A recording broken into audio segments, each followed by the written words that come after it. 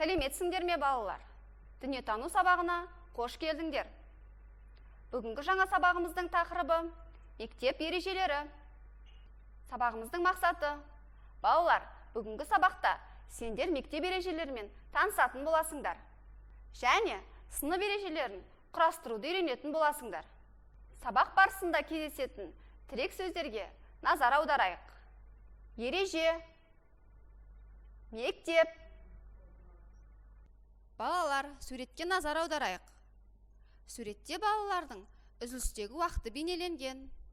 Кейбір балалар үзілісте мектеп ережесін сақтамайды. Мұндай қылықтардан аулақ болайық. Мектеп біздің ортақ үйіміз. Мектептің өз ережелері бар. Өз әрекетің үшін жауапты бол. Сонда әрқашан тәртіп болады.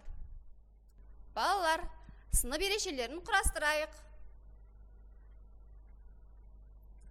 Қане, ойланайықшы. Жарайсыңдар балалар. Сынып ережелеріне тыныштық сақта. Мұғалімнің сөзін бөлме. Достарыңды ренжітпе. Балалар, жағымды және жағымсыз әрекеттерді ажыратайық. Жағымды әрекеттерді жасыл түспен, жағымсыз әрекеттерді қызыл түспен белгілейік. Қане, орындайық. Дұрыс, сендер де осылай белгіледі деген ойдамын. Балалар, мектепке апаруға болатын заттарды жасыл түспен боя, мектепке апаруға болмайтын заттарды қызыл түспен боя. Бос шеңберге тағы қандай заттарды салар едің? Ойланайық. Дұрыс, балалар.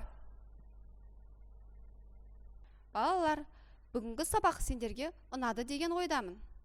Осы сабақтағы көңіл күйлеріңді төмендегі смайликтер арқылы білдірсеңдер болады.